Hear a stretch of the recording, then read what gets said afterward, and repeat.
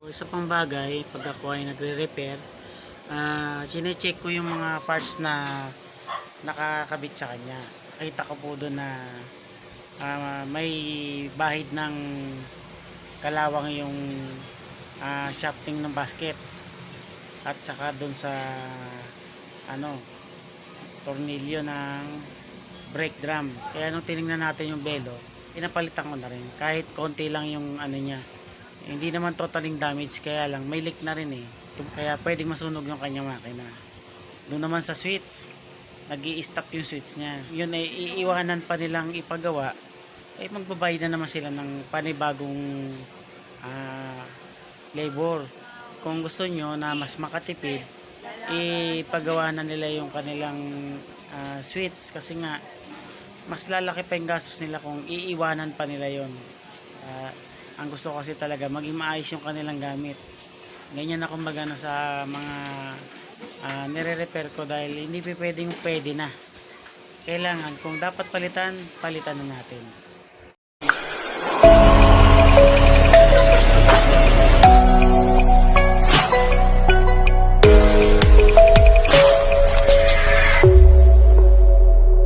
Audio Jungle.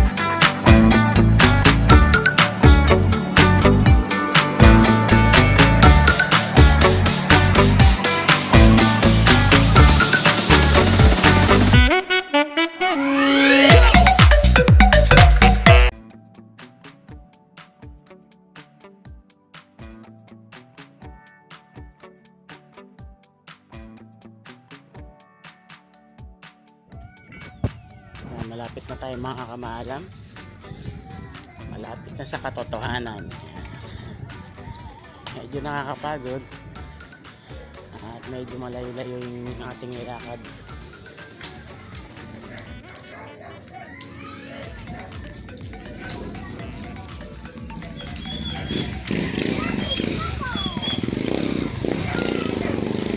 Sa mahaba yun, haligaw na ako.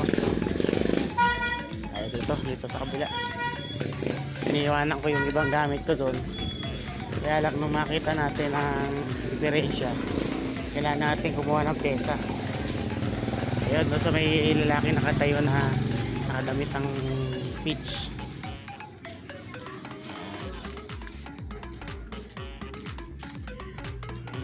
Pagpalang araw mga kamala, nandito tayo sa bahay ng nagpa-service sa atin noong nakarang linggo. Yung papalitan ng makina. So nakabili na sila ng makina sa Raon at pinuntahan ako sa bahay ngayong umaga para paayos na yung kanilang washing.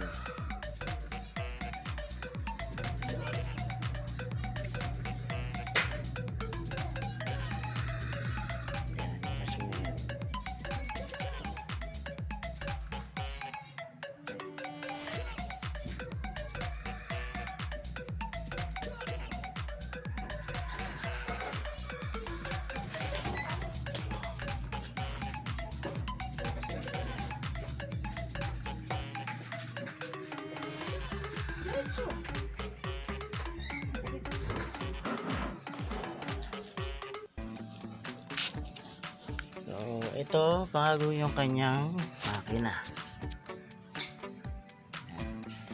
bago yan, pero hindi ko alam kung hindi marunong yung gumagawa o hindi niya lang napansin. Ang kanyang capacitor ay 0.2 or 2.3, so mababa siya. Tapos kung titingnan nyo,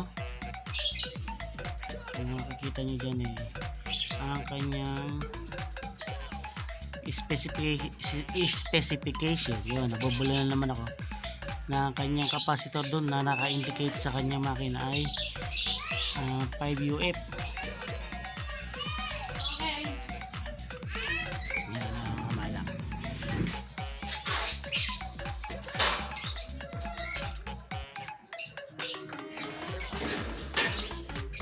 Yan mga kamalang. Yung kanyang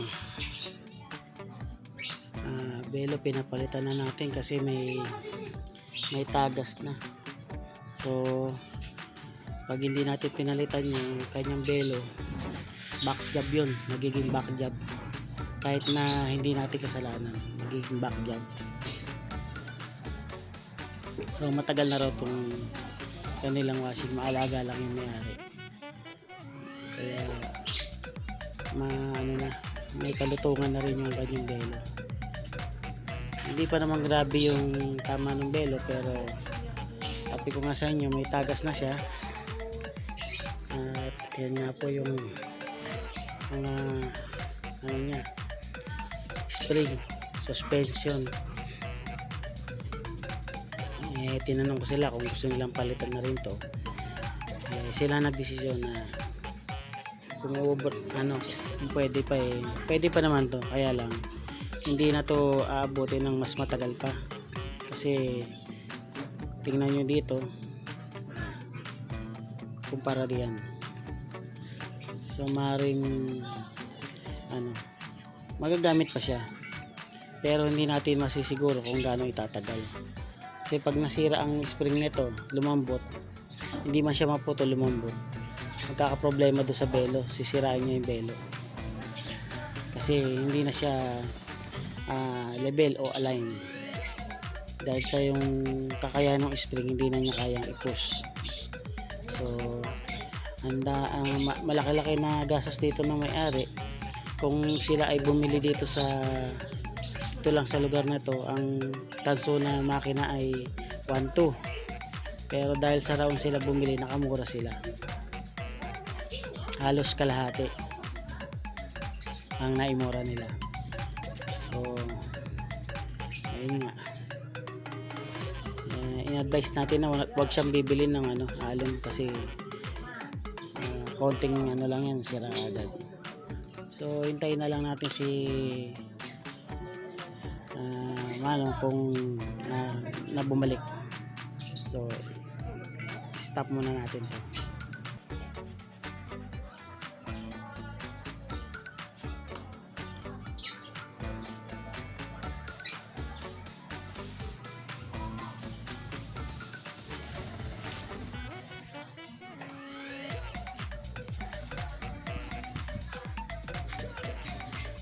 Ayan mga kamaalam, bagong-bago yung motor. Katulad nung nabili nating bagong motor, may diferensya kagad yung busing. Yung motor na nabili ko ay galing sa online. So mura yung pagkakabili ko. Halos di nalalayo sa nabili ni Manong.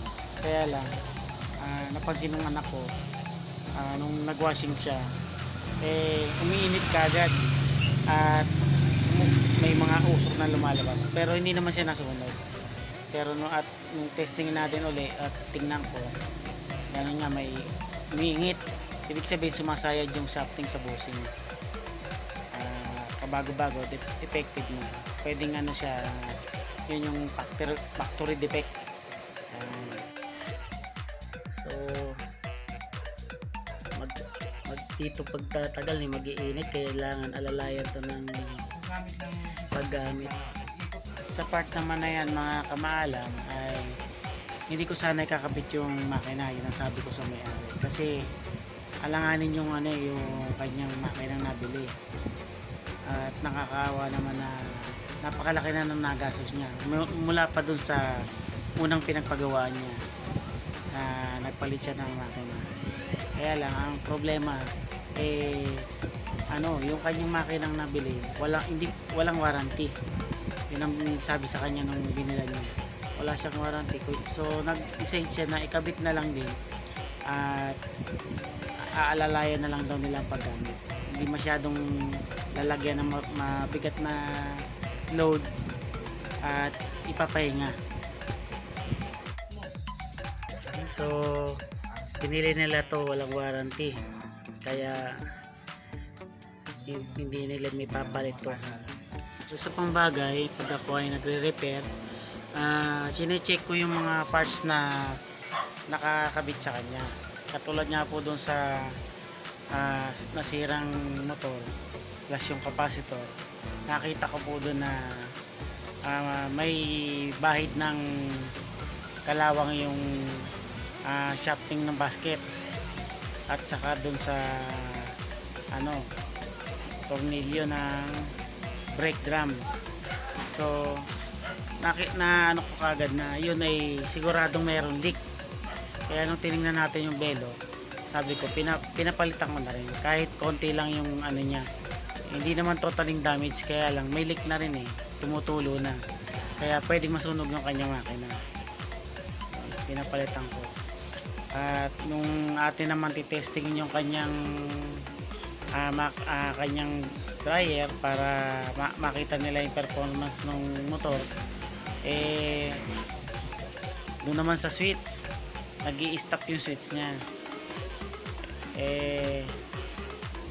Sabi ko naman sa kanila, kung yun ay iiwanan pa nilang ipagawa, at kapag talagang hindi na siya tuluyang gumana, magbabayad na naman sila ng panibagong labor. Kaya in-advise ko sa kanila na kung gusto nyo na mas makatipid, ipagawa na nila yung kanilang switch, kasi nga mas lalaki pa yung gastos nila kung iiwanan pa nila yon. Kaya yun, pinapalitan na rin sa atin yung switch. Kaya ang gusto ko kasi talaga maging maayos yung kanilang gamit. Kaya in-advise ko yun, dahil doon din naman pupunta mga kamaalam yung kanilang switch. Talagang pag sinelect mo, aandar siya, pero mamaya i-stop na siya, o hindi pa nagre-return sa zero. Kaya sabi ko, palitin na talaga. At ayun, napalitan na nga. Ganyan na kumbaga sa mga nire-repair ko, dahil hindi pwede na. Kailangan, kung dapat palitan na natin. Kamaalam. So alalayan na lang daw nila. Laki na gastos nila dito, plus ito pa. Sa pang information na naibibigay ko sa inyo mga kamaalam, sa aking binibila ng mga motor, o kahit siguro sa ibang bilihan ng motor, ako kasi ang binibili ko ay nakakakuha ko ng warranty. So makikita ninyo yung motor, makinis yan, walang bahid ng kalawang. So yan, pagka nagkaroon ng marka ng patak ng tubig or basa, ay automatic mawawala yung kanyang warranty. So para maiwasan yung ganong marka ng basa o patak, tulo, kailangan talaga yung ating belo or gearbox ay walang tagas. Yan, isang tip yan sa inyo mga kamaalam. Nagkakaroon lang ng basa ang motor pagka may tagas ang kanyang gearbox at saka or ang kanyang belo sa dryer yun. Yung gearbox naman sa motor, sa wash motor, so mawawala yung kanyang warranty once na ito ay mabasa, magkaroon ng marka ng kalawang, kaya nagkakaroon ng kalawang yun kasi natuluan. So